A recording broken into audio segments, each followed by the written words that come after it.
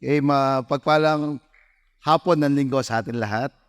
So muli po, Happy Mother's Day sa lahat po ng mga nanay. And nasa ikalawang yugto na po tayo ng ating serye na pinamagatan natin, Walk With Me.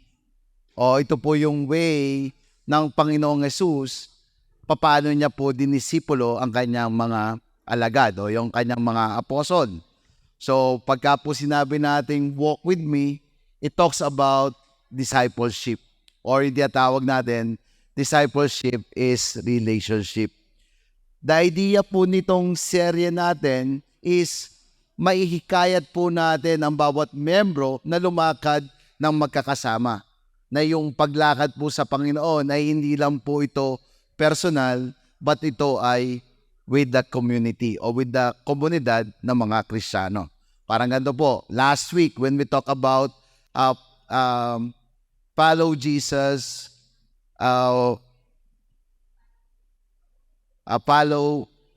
follow Him together. So, pinag-usapan po natin yung follow Him together.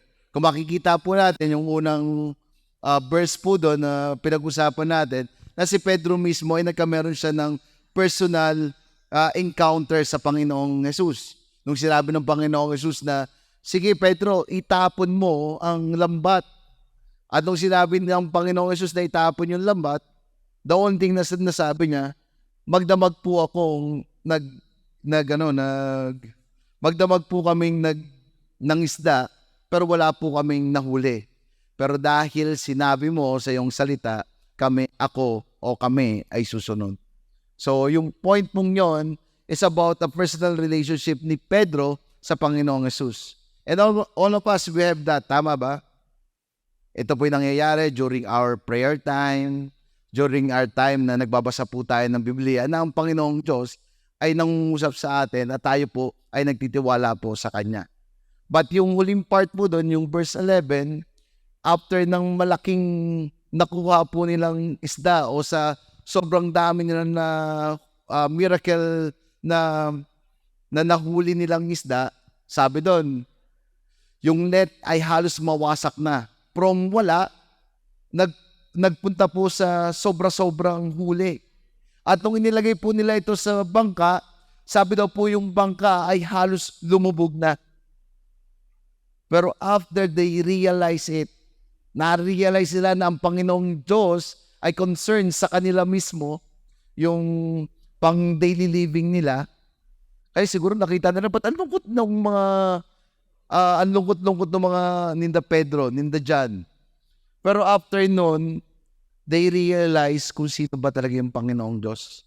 Hindi lang pinrovide ng Panginoong Hesus ang physical na pangangailangan nila, but they realize na yung spiritual need na meron sila ay mas mahalaga. That's why yung point ng verse 11, sabi doon, after nilang itapi yung bangka, sila'y umalis at iniwanan ito at sumunod sila sa Panginoon together.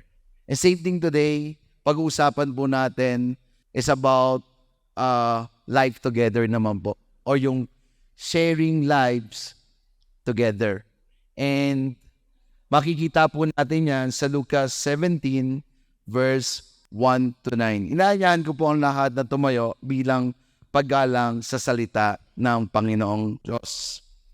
Okay, verse 17, sinabi ni Jesus sa mga tagasunod niya, hindi maiiwasan ang pagdating ng mga bagay na magiging dahilan ng pagkakasala ng tao. Ngunit nakakaawa ang taong magiging dahilan ng pagkakasala ng kanyang kapwa.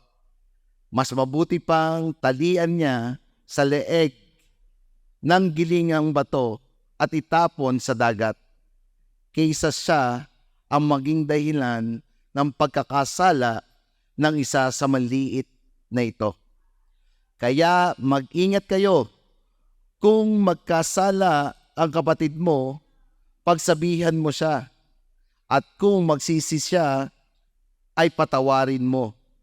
Kahit 7 beses pa siyang magkasala sa iyo sa maghapon, kung 7 beses din siyang hihingi ng tawad, sa iyo ay patawarin mo. Tungkol sa pananampalataya, verse 5, sinabi ng mga apostol sa Panginoon, dagdagan po ninyo ang pananampalataya namin. Sumagot ang Panginoon, kung may pananampalataya kayong kasinlaki ng buto ng mustasa, masasabi ninyong sa malaking punong ito, mapunot ka at malipat sa dagat at susundin kayo nito. Verse 7, sinabi pa ni Jesus, halimbawa may alipin kang nag-aararo at nag-aalaga ng mga tupa at kararating lang niya mula sa trabaho niya. Bilang amo, sasabihin mo ba sa kanya, halika na, maupo ka at kumain? Hindi. Sa halip ito ay sasabihin ninyo, magbihis ka na at ipaganda ako ng hapunan at pagsilbihan mo ako habang kumakain. Saka ka na kumain pagkatapos ko. Hindi pinasalamatan ang alipin dahil ginagawa lang niya ang kanyang tungkulin. Tayo po manalangin. Panginoon, marami pong salamat sa iyong salita. Dalangin po namin bilang pong isang Kristiyano, matutunan po namin na ibahagi ang aming mga buhay sa aming kapwa Kristiyano. That we will not live alone as a Christian, but we need one another. Help us to understand your word. In Jesus' name, amen. Sige po, pwede po tayong maupo. Kung tatanungin ko po kayo, ano po yung pagkakaiba ng na-enjoy yung buhay doon sa person naman na hindi na-enjoy ang buhay? Ano po pinagkaiba nun? Siyempre, malaking pagkakaiba nun. Yung isa, they can live, enjoy life, but yung isa ay hindi.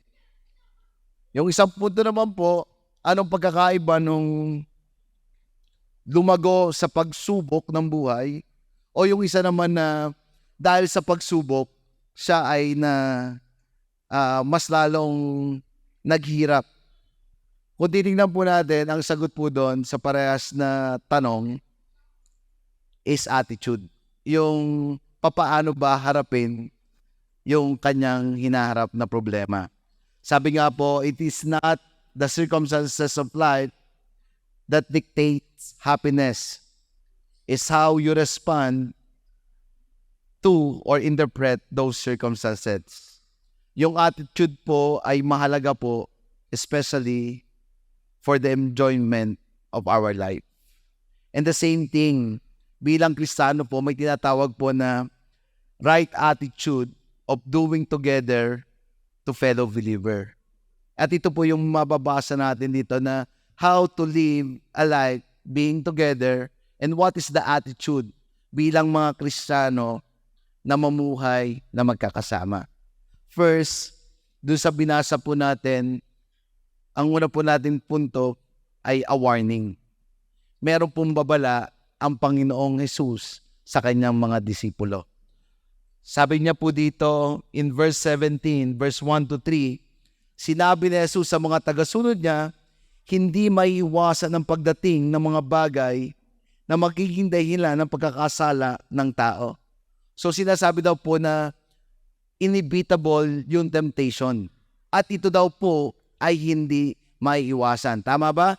Sino dito may katabi kayo na mukhang perpekto? Ayan, may katabi. Ayan, very good. Mukha lang naman. Pero hindi. Pero sabi po doon sa salita, hindi daw maiiwasan ang pagdating ng mga bagay na magiging dahilan ng pagkakasala. And this is the first warning that we will encounter people and situation that will be a stumbling block to us. Yung being together, di ba? Dito po sa simbahan natin, sino dito na-open ka na? So sinasaad po dito, sabi ni Jesus sa kanyang mga disipulo, hindi maaalis na merong isang tao na pwede kang masaktan at pwede kang magkasala. Even Peter and John nga ba? Talagang nagkakameron sila ng Peter and Saul or Paul na nagkakamera sila ng kiskisan. Kung makikita natin na may mga moment na naghihiwalay sila dahil hindi sila nagkakasundo sa kanila. There's also a review, parang nagre-review, nagko-correctan sila po ng isa't isa. Parang may moment doon na I think Paul nga rin ba yun? Sinabihan niya si Pedro na bakit mo kinakahiya yung mga Gentile, yung mga Hintil? Kung tutusin dyan ka tinawag at para ipangalat ang mabuting balita. So may mga attitude, may mga hindi pagkakaunawaan, may kanya-kanyang preference, but totoo daw po, bilang Kristiyano, hindi ito maiiwasan. Tama ba? Siguro, the good illustration of this, maraming nagimbal at maraming nagkameron ng hinanakit sa isa't isa when time of election. Tama ba? Meron pong istorya, no? Sabi, bro, sinong iboboto mo? Pwede bang iboto mo pink tayo? Tapos sabi, sige, boto ko yung pink. Tapos dumating na po yung resulta. Sabi niya, bro, binoto ba yung pink? Oo, si Pink Lacson. Hindi. Pinapatawa ko lang po kayo. Pero something like that, na parang because of the election, yung parang all throughout, together, yung leader, siya yung nag-encourage, siya yung nag-share ng gospel. Pagka may mga problema, siya yung nalalapitan, siya yung nag-pray together. But because of one situation, hindi na iwasan, na-open yung isa, na-open yung another. And there's a warning. Kung hindi pa po kayo na-open sa simbahang ito, darating po yung time that you will be offended. Sabi po dito, sinasabi ni Jesus sa mga tagasunod niya, hindi maiiwasan ang pagdating ng mga bagay na magiging dahilan ng pagkakasala ng tao. Ngunit, nakakaawa ang taong magiging dahilan ng pagkakasala ng kanyang kapwa.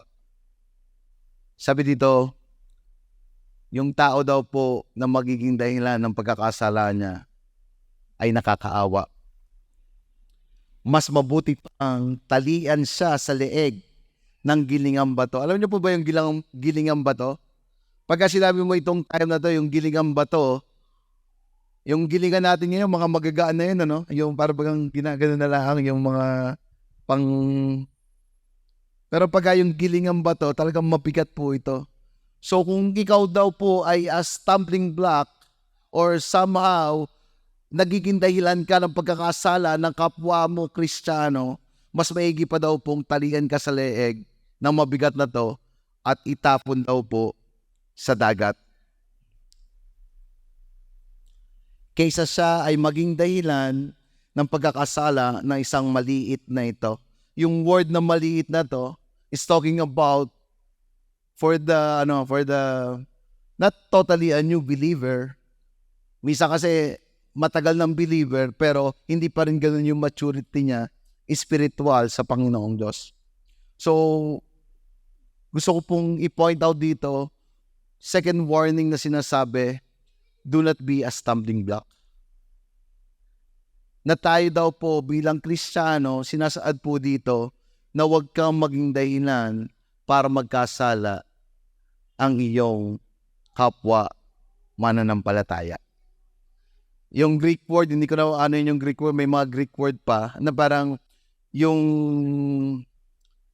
doon sa stumbling block, parang yung bato, either matalisod ka or ito yung maging daan para makapunta ka doon sa magandang paraan. And God called us not to be a stumbling block, but God called us to be a builder of the church. Tama ba? That's why you have a spiritual gift. Sino po dito may giftings ka? Marami kang gifts. Some of you have a gift in prayer, gift of encouragement, gift of leadership. Kaya po meron po kayo ng ganyan, ng mga talento na binigay ng Panginoong Diyos. It is for for building, for encouragement of the church. That's why, pwede mo ba sabihin sa katabi mo, do not be a stumbling block. We have a responsibility to consider how our action are going to impact someone else. Yung every action po na meron po tayo, it is our responsibility na pangalagaan ito at ano po yung will be impact dun po sa ating mga kasama. Parang sa bahay, hindi na lang po ako lalayo. The good illustration of this is into our house. Yung mga anak po namin, we start na turuan po sila na magkameron ng pananampalataya sa Diyos. Tanda ko yung aking panganay, siya po ngayon ay 14 years old na, pero first time niya na-encounter si God ay nung 6 years old siya. We shared the gospel sa kanya and sabi ko, anak, when you die, where are you going? Daddy, I'm going to heaven because I accept Jesus as my Lord and Savior of my life. Di kami mag-asawa, natuwa kami. Tapos maya-maya umiiyak na siya. Akala namin, wow, talagang there's na-experience si Lord. So, natutuwa kami bilang mag-asawa. Tapos tinanong namin, anak, ba't ka umiiyak? Sabi niya, Daddy, ayaw ko pa pumunta sa langit. Parang nagkamera siya. Pero bilang mga magulang, is our responsibility na sila po ay magkameron ng magandang relasyon sa Diyos. There's a moment that pagka hindi po sila nagbabasa ng Biblia, ako po bilang tatay, responsibilidad ko po na turuan po sila magbasa na paano maintindihan yung Biblia na in a simple way. And I love doing that. Pero, it will be cause also sometimes that we are stumbling block sa paglago po nila. There's an instance na kahit po yung bunso namin anak, kinokorek ako. Yung mga sibling, Daddy, akala ko ba bawal mag-away? Ba't kayo ni Mami nag-aaway kayo? Daddy, akala ko ba bawal magalit? Paano hindi ako magagalit? Ano yung ibig ko pong sabihin? Same thing to us. Kailangan po natin tingnan the way how we live and it will also affect yung mga bago pong Kristiyano. Sabi nga po, tayo po bilang mga Kristiyano, bilang mga leader, bilang mga mananampalataya, para po tayo nakatira sa glass na bahay, na bawat galaw po natin, nakikita po nila. So, the warning, do not be a stumbling block, but be a stepping stone so that the disciple will have a moment na mas mahalin niya ang Panginoong Diyos. And ako po, ay really thankful din po sa simbahan. Sabi ko nga po, una, we need to have a personal relationship kay God, but we need also the community to help us to grow more in our relationship sa Kanya. And kung sino po ako ngayon, it is because po sa mga tao na tumulong din po sa akin sa paglakad po sa Panginoong Diyos. It's a warning, do not be a stumbling block. Second point na gusto ko pong i-emphasize, a command. In verse 3 to 4, meron pong utos ang Panginoong Jesus. Sabi niya po dito, in verse 3, kaya mag-ingat kayo kung magkakasala ang kapatid mo. Pagsabihan mo siya at kung magsisi siya, patawarin mo. Kahit 7 beses pa siyang magkasala sa inyo sa maghapon, kung 7 beses din siyang hihingi ng tawad sa iyo, patawarin mo. May utos po ang Panginoong Diyos na do not only na warning lang, but inutusan niya po. Sabi daw po doon,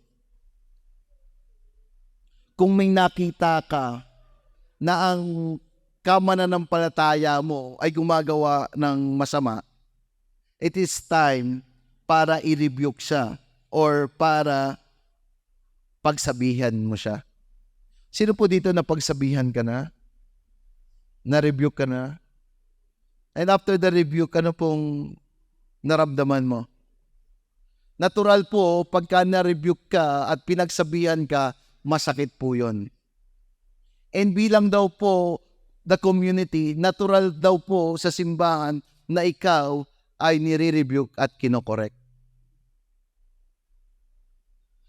Pagka nagtanong po kayo kung ilang beses ako nakorek sa simbahan, yung aking pong 10 daliri at saka 10 daliri sa kamay at sa paa, isama na yung paa ni Mark at kamay ni Mark, ay talaga pong marami. But I love the way how they corrected me.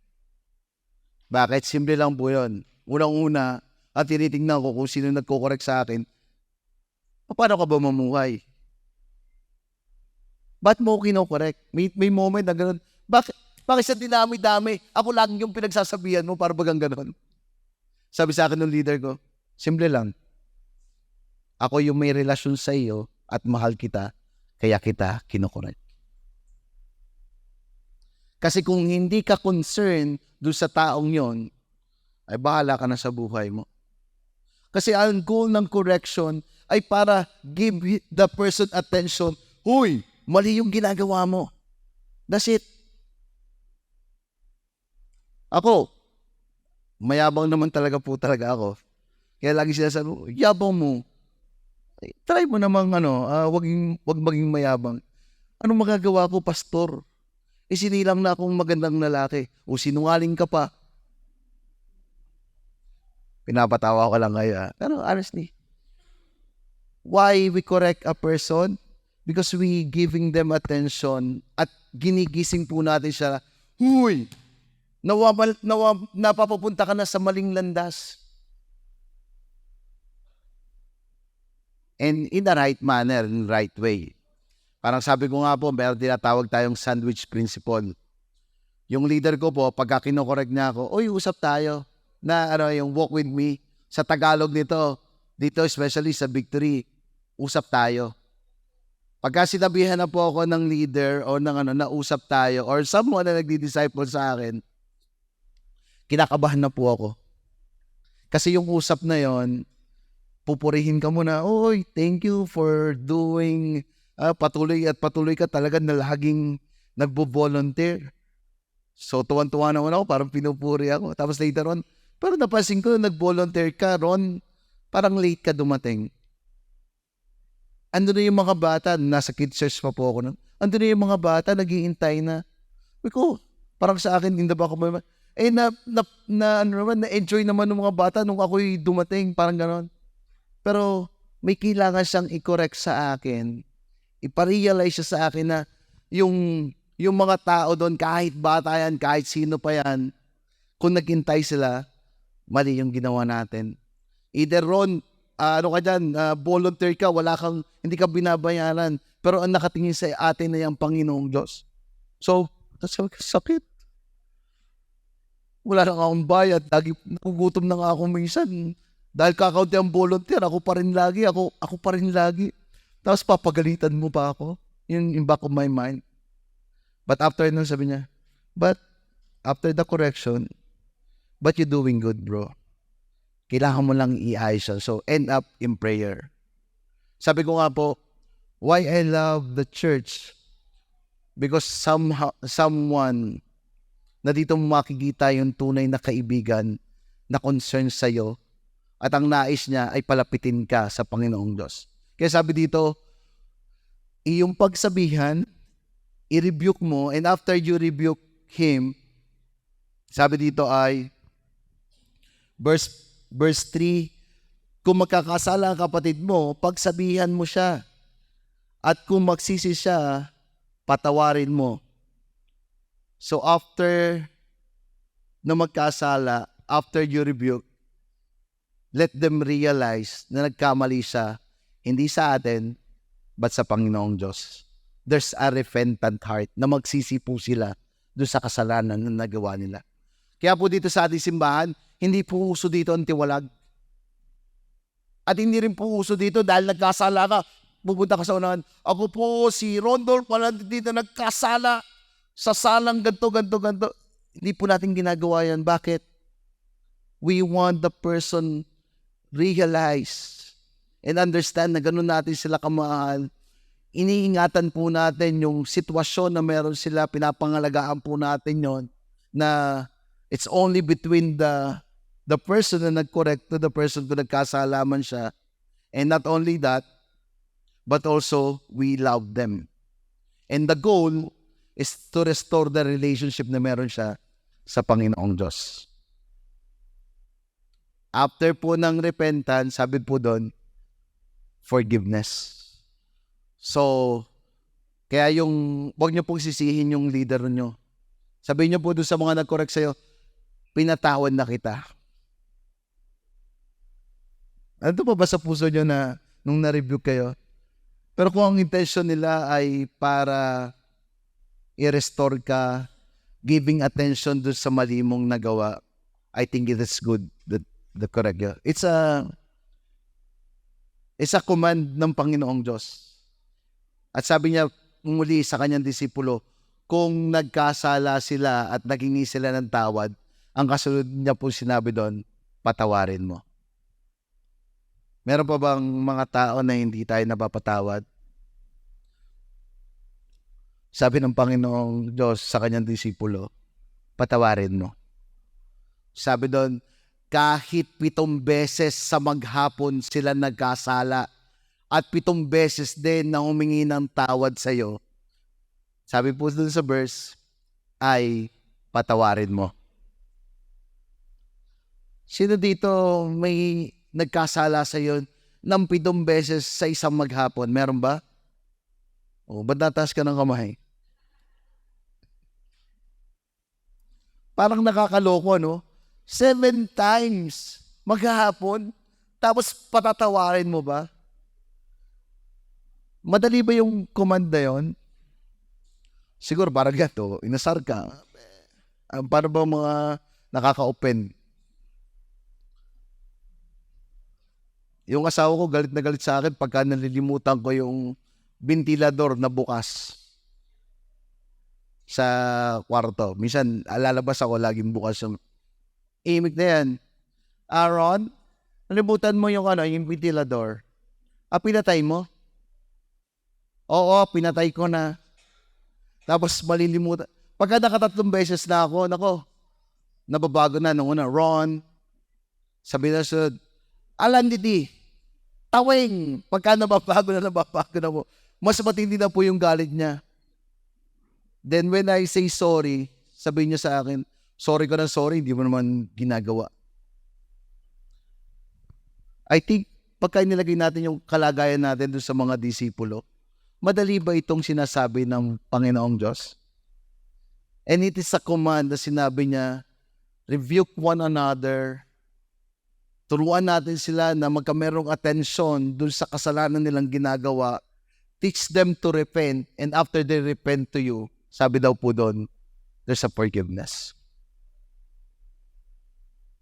Madali po ba magpatawad? For the disciple, yung command na to, ay hindi po madali.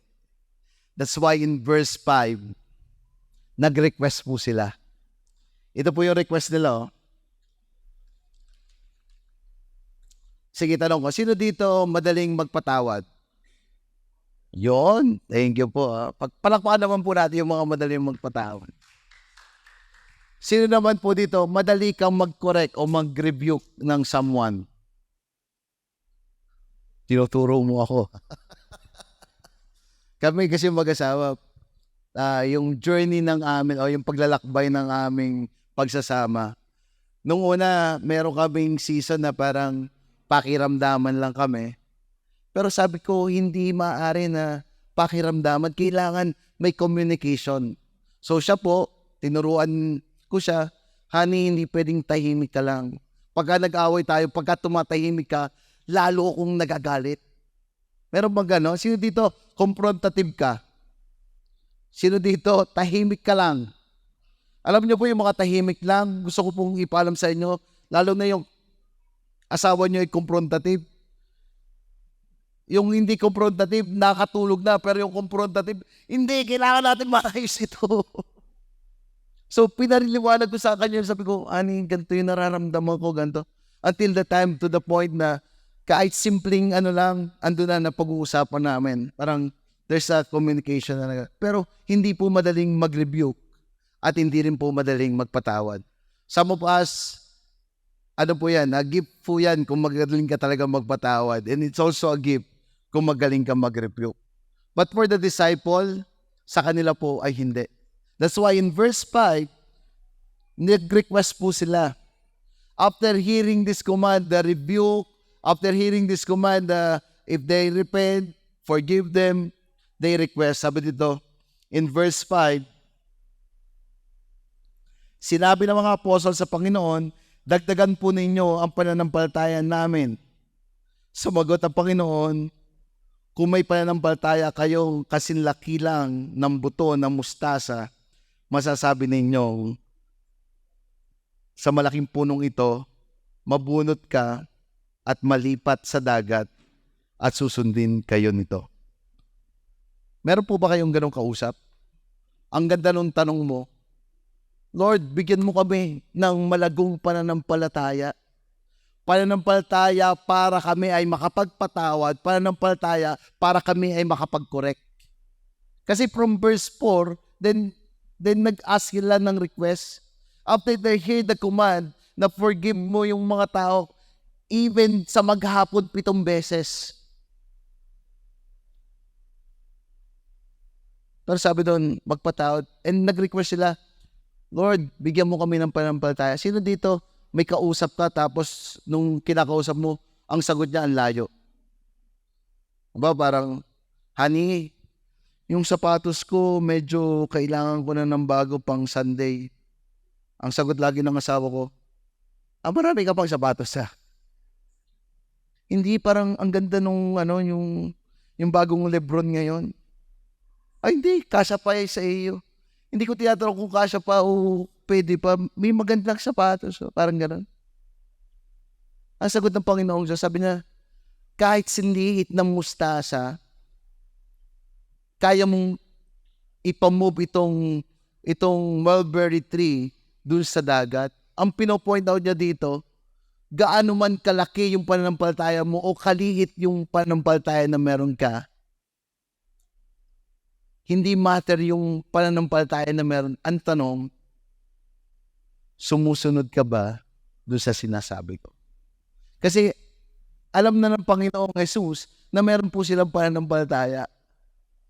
Pero ang sagot in that time ay hindi pananampalataya na magpatawad o pananampalataya na mag-correct. Sabi niya dito, either malaki yung pananampalataya mo o maliit. It will not address that. That's why in verse 7 and 9, nanggawa siya ng parabola at gumawa po siya ng parabola o ng kwento. At ito po yung kwento na sinabi niya. In verse 7, sinabi pa ni Jesus, halimbawa may alipin kang nag-aararo at nag-aalaga ng mga tupa at kararating lang niya mula sa trabaho niya.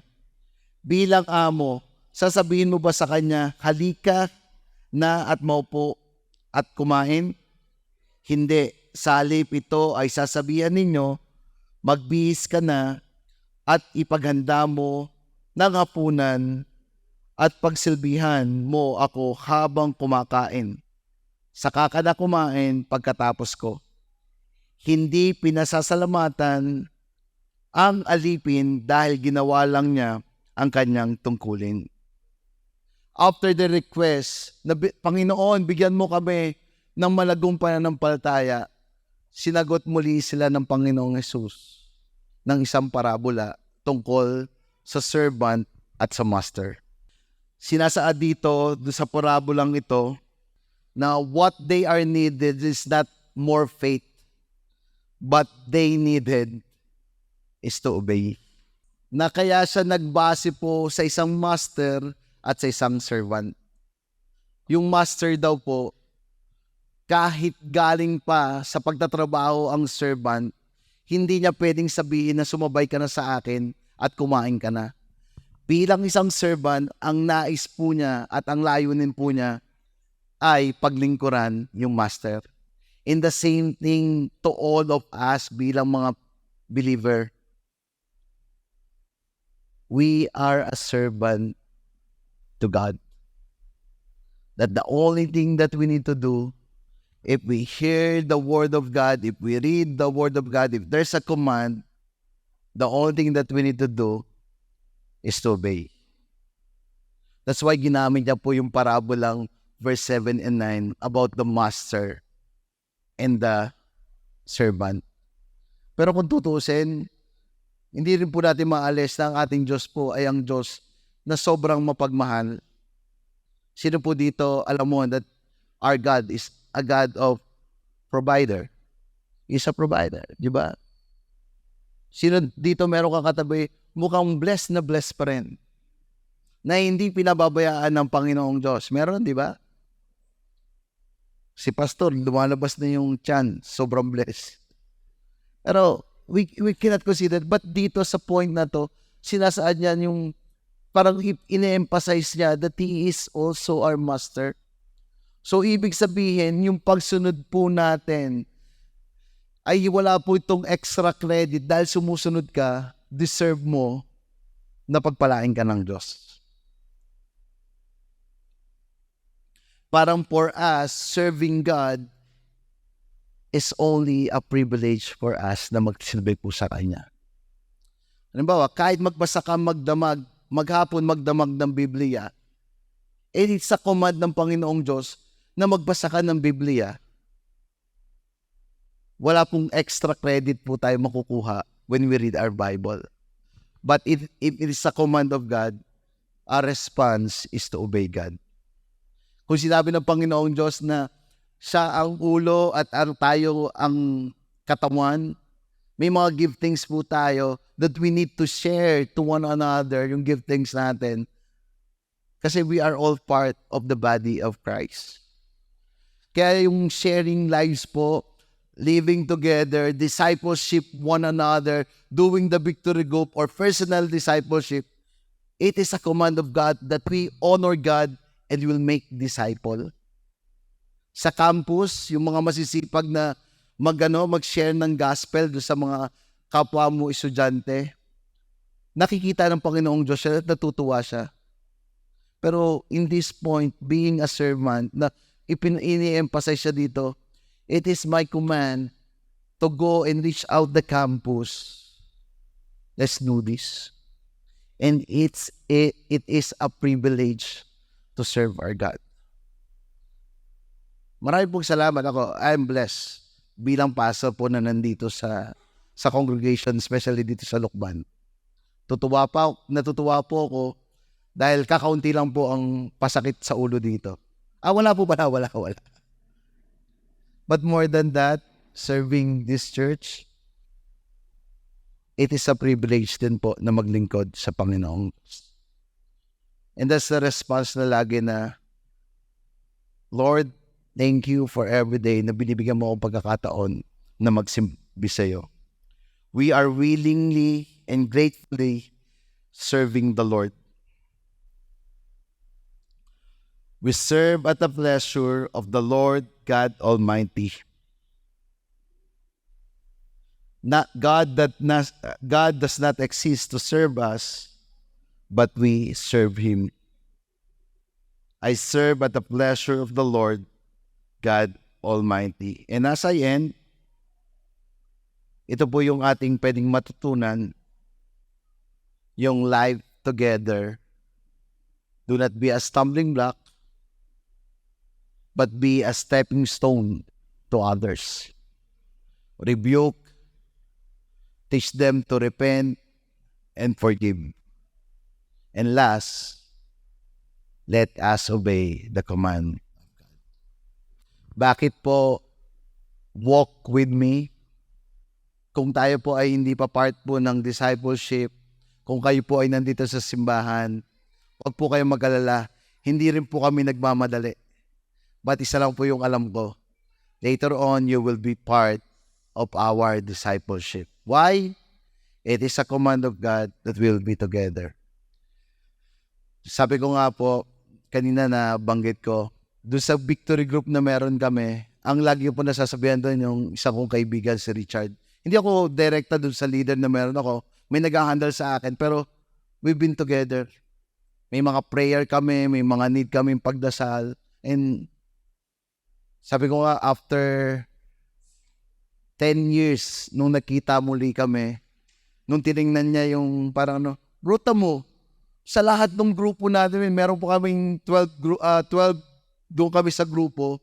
Kaya tawag namin na si Jesus yung aming, niloloko namin yung leader na, parang kasi Jesus, kami yung 12 disciple.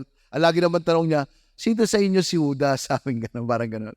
Pero after, lagi kami nag-group, lagi sagot sa akin nung nagkita kami after 10 years, tamo bro, ikaw po yung naging pastor. Tamo nga naman ang Diyos. It's a miracle na gano'n siya. Tawa na kami.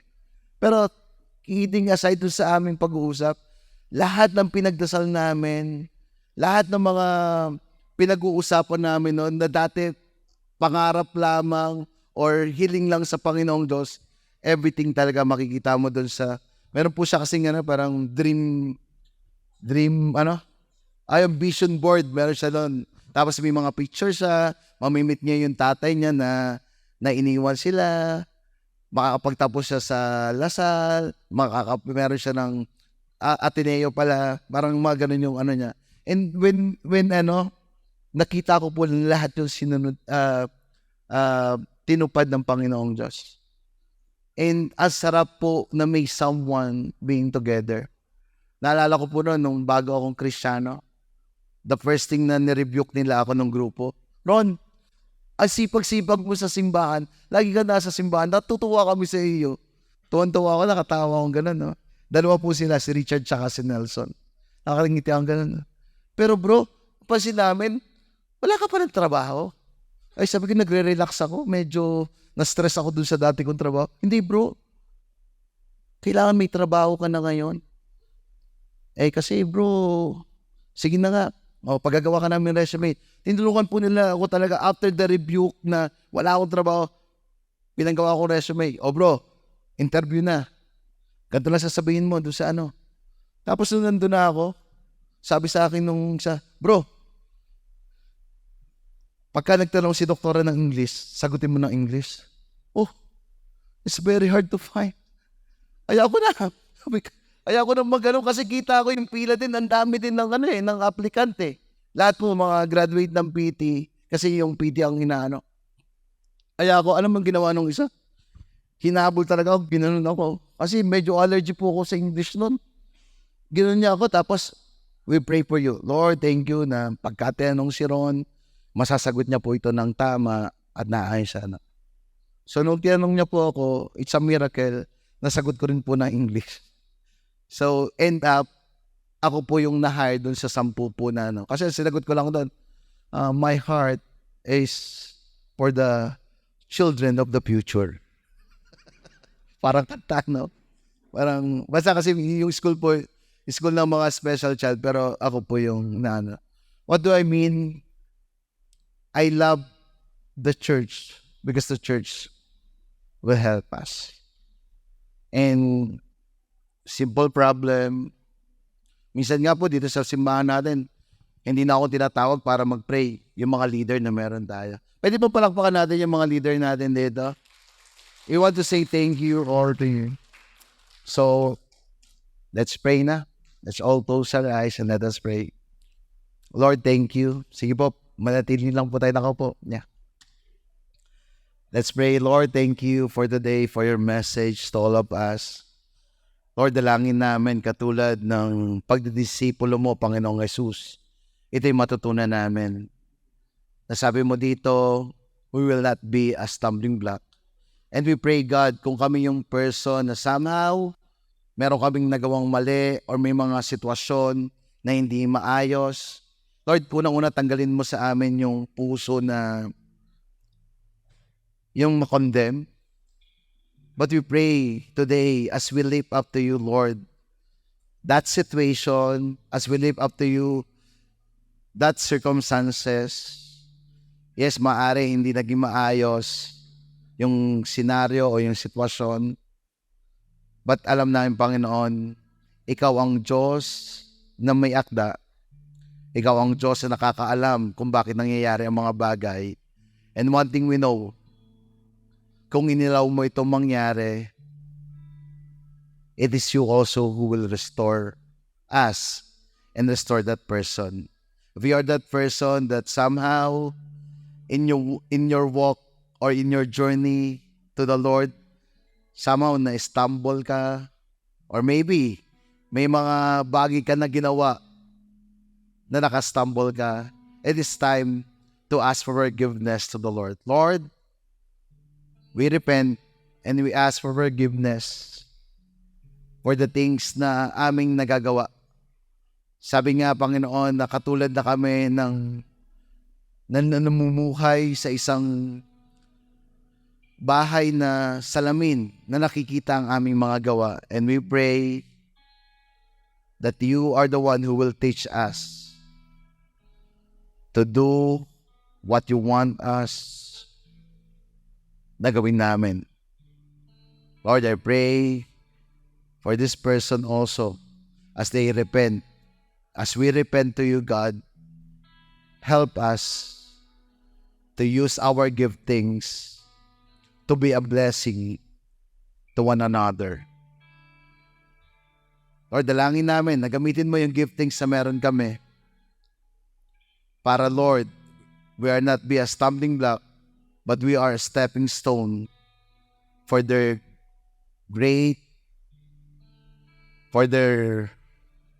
good relationship sa iyo, Panginoong Diyos. Thank you, Lord, for these people. And also, I want to pray, if you are that person that there's unforgiveness, sabi ng Panginoong Diyos, kahit 7 beses na nagkasala sa iyo ang taong ito, pero pag humingi sa iyo ng tawad, ay patawarin mo. I don't know kung anong ginawa sa iyo ng tao, pero when we forgive, ang una pong nakakalaya ay tayo po mismong merong hinanakit doon sa tao. And I believe God's want us to ask for forgiveness, especially to those person na pinagmumulan nung galit, nung sakit ng puso na meron po tayo. If you are that person, I want to pray for you. Lord, thank you that today we want to obey what you want us to be. Kung sinabi mo sa iyong salita na i-rebuke namin yung mga tao na gumagawa ng masama, Lord, we are offering ourselves before you that we are willing to rebuke those person. Lord, teach us to do your way, not our way. Give us wisdom. Give us knowledge kung paano namin gagawin, Lord, yung tamang pag-correct na may pagmamahal at hindi lang pagmamahal, but yung give things na sila'y ma-restore sa relationship sa'yo. Lord, teach us to rebuke a person. Not only to rebuke, but also to obey your command, to give forgiveness to those who hurt us, to those being a stumbling block to us. Lord, nakikita mo po yung puso ng bawat isa, and today as a church, we are here to forgive. And also we pray that your word is our authority. Na ang iyong salita ay may otoridad sa amin, that every time we read your word, it's a pleasure to obey you, God. Lord, we pray sa mga asawang lalaki, mahalin nila ang kanilang asawang babae na katulad ng pagmamahal mo sa iyong simbahan. Lord, dalangin namin sa asawang babae na magpasakop sa kanilang asawang lalaki. And even, Lord, bilang mga anak, nandito kami para igalang ang aming mga magulang. And Lord, also as a campus, you call our church to go and make disciple for the campus. Lord, I pray, sa bawat isa sa amin, kung tinawag mo kami na magbigay galang sa iyo at humayo at magdisipulo, gamitin mo ang aming mga kamay, ang aming mga paa to the way na ma-reach out yung mga tao na nasa paligid namin sa Lukban. Not only in Lukban, but also to the ends of the world. Katulad ng panalangin ni Mark kanina, Lord, it's a privilege na isend mo kami papunta sa Cambodia. Me, Let, and the whole team of Quezon and team of Bicol, we pray that hindi lang kami yung isinend mo ngayon papunta sa Cambodia, but ang bawat simbahan o bilang Victory Lukban, isinend mo kami doon. Dalangin namin na ang bawat isa ay magiging parte ng mission na to. Not only going to Cambodia, but next time, Lord, maaari may pinot ka rin sa kanilang puso na some of them will be a tent maker or some of them will be a full-time missionary sa bayan o sa bansa ng Cambodia. Bless each one of us today. In Jesus' name, amen and amen. Sige, palakpakan natin, Panginoon.